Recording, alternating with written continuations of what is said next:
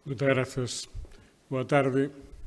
Eu trouxen aquí un pequeno PDF para visualizar unhas imaxes que me parecen fundamentais, sobre todo para mostrar algunha bandeira. O meu relatorio é a bandeira de Manuel Murguía e Rosalía. Xa veremos, pero a miña tese deste pequeno relatorio é que o autor intelectual da bandeira é Manuel Murguía, coa axuda da súa filla Alexandra. Creo que podemos velo e máis ou menos quede claro neste relatorio.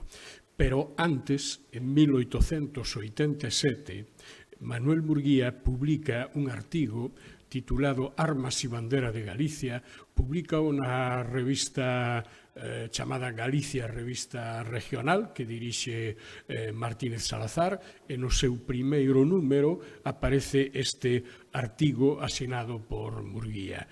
Un artigo no que di claramente xa contra o final do artigo que a maior parte dedícase ao escudo, pero dedicalle unhas poucas liñas á bandeira e di así: la bandera de Galicia es blanca, tal al menos se dice y asegura generalmente, confirmando esta opinión el hecho de que la del batallón de los literarios llevó a campaña es de este color.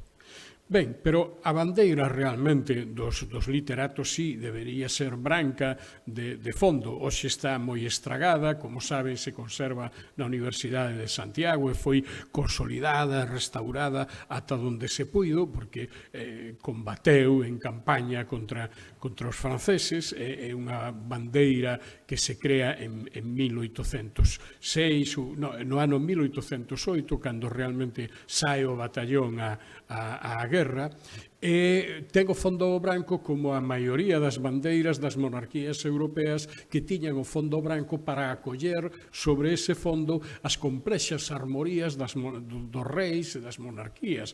En este caso non é así, son as armas á dereita da Universidade de Compostela, o que queda delas, que están, como se ve, moi estragadas, e á esquerda esa cruz de Santiago, que non sabemos moi ben se é un símbolo da Galiza ou é un símbolo da cidade de Santiago. Neste contexto pode ser calqueira das dúas cousas. O que sí parece claro é que hai unha certa cor azul. De feito, dice que levaba unha cenefa azul. Quizáis, como apunta o profesor Xoán Costa, durante o século XIX esas cores azul e brancas estiveron presentes en moitos deseños de estandartes que se coñecen a través da prensa. Non se fala de que sexan unha bandeira de Galiza ou que sexa, pero sí se fala de que son estandartes de alguna maneira valiosos, representativos, e casi todos teñen azul e branco. Quizáis aí estea algunha na orixe da cor desa bandeira. Pero a bandeira branca, con ou sin Cruz de Santiago, tiña unha certa predicamento, efectivamente, como di Murguía, aínda que el di que, afírmase, dis que, pero no ano 1881 chega de Cuba un pintor galego, un emigrante retornado, que ao ano seguinte, no ano 1882, presenta nunha exposición en Madrid, nunha exposición nacional de Belas Artes que se chamaban, este cadro que representa a Pardo de Cela no adarve da Frouxeira coa súa bandeira, que naquel momento críase que era a antiga bandeira branca. De feito, anos despois, na polémica sobre as bandeiras do ano 30, a Academia chega a decir: sí, a bandeira tradicional era branca, pero agora é a branca e azul e tal. En este momento críase que era unha bandeira medieval do país, e como Pardo de Cela era o que resistía ante a conquista dos reis católicos, pois debería de ter esa bandeira, non? É unha bandeira que tiña no centro a Cruz de Santiago, porque de onde sae esta bandeira? A min pareceme, eu estiven dándolle voltas a este libro que se chama Constituciones de la Congregación Nacional del Apóstol Santiago, establecida en Madrid por los naturales y originarios del Reino de Galicia. É unha institución que vai ser unha especie de lobby para, digamos, recadar influencias do rei para o Reino de Galicia. No medio desta xente, un dos que lidera esta institución é o meu paisano Bartolomeu Raxoi Losada, que logo sería, anos despois, arcebispo Raxoi. Esta institución non só se crea en Santiago, senón que se establece en toda América Latina, desde a Habana, pasando por México, en sucesivos anos, ata chegar a Buenos Aires, e tamén a Montevideo, Lima, é dicir, van a ser realmente os primeiros centros galegos.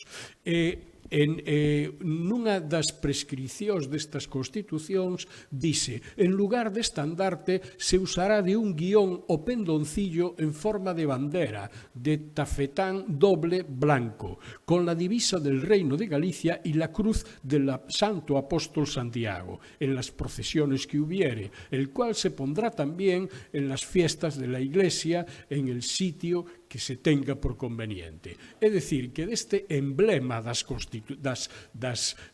congregación del Apóstol Santiago, que se enarbola en todos os lugares donde se vai conformando esta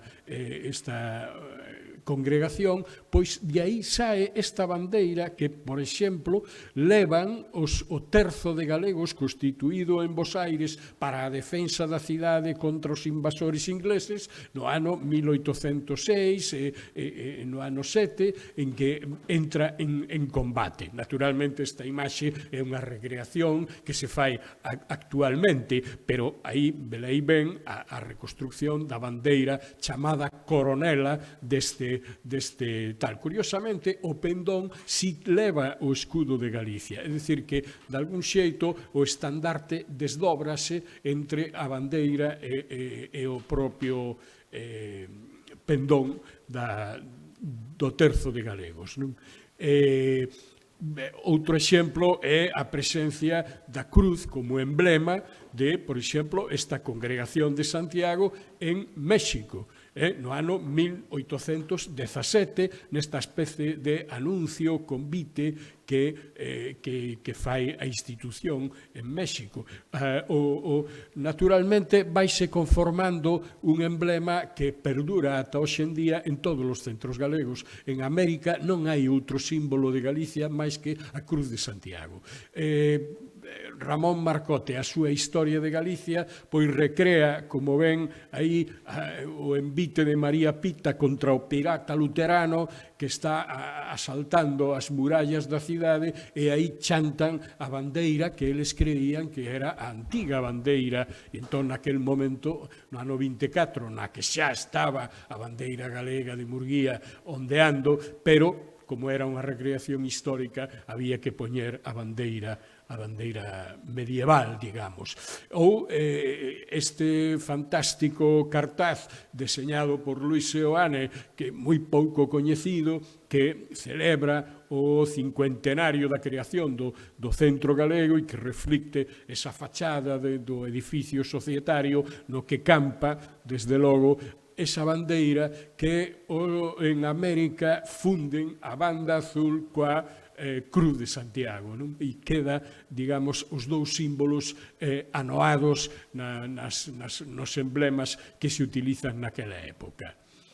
Pero en 1892, Murguía algo fai que cambia de opinión e deseña a bandeira galega. Si se lembran, no ano 1891 é o ano de maior auxe do regionalismo galego, é o ano que se fan os xogos florais de Tui, que se fai o himno galego, que é o ano da traslación de Rosalía de Iria a Bonaval, e no ano 92, o ano seguinte, a Gaceta de Galicia publica un artigo que se titula Artes Industriales en Santiago, e na que se describe que no escaparate dos señores Rei e Luengo, que creo lembrar que é unha tenda que cadraba na praza da Universidade, se mostra un estandarte que encargou en Santiago o Centro Galego de La Habana. Aí se explica e di que el destinado a cara principal, como si dijéramos el anverso, tiene los colores de la bandera de Galicia, campo blanco dividido por ancha banda azul diagonal, de izquierda a derecha, e ostenta en su centro el blasón gallego. Eu teño para min, que pescudei bastante esta historia, que é a primeira vez que aparece na prensa, 1892, unha descripción de como é a bandeira galega. Naturalmente neste artigo se citan a todos os nomes de todas as costureiras que bordaron o estandarte anverso, reverso. O reverso, por certo, levaba unha alegoría a Santiago Apóstol, a Santiago Cabaleiro, digamos, pero o anverso levaba isto, non? E esta pode ser probablemente a primeira imaxe que coñecemos da bandeira galega de Manuel Murguía, a bandeira tal como se coñece hoxe en día. Aí son diversas carrozas que, digamos, desfilaron nas festas colombinas do ano 1892, por tanto, o cuarto centenario do descubrimento da América, o 12 de outubro, que circulan polo centro da Habana. Velaí unha imaxe ao pormenor na que a carroza do centro galego está orlada con esos banderíns, gallardetes ou como se chame esa peza, non? Na que aparece máis ou menos o que é a bandeira galega. Pero, ademais, hai unha crónica dese desfile na que se fala, sobre todo, das cores que lucían azul e branco, los palafraneros, os cabalos encopetados, é dicir, que todo era azul e branco. Naturalmente, un cronista da Habana, pois descoñece o asunto da bandeira galega e non a nomea.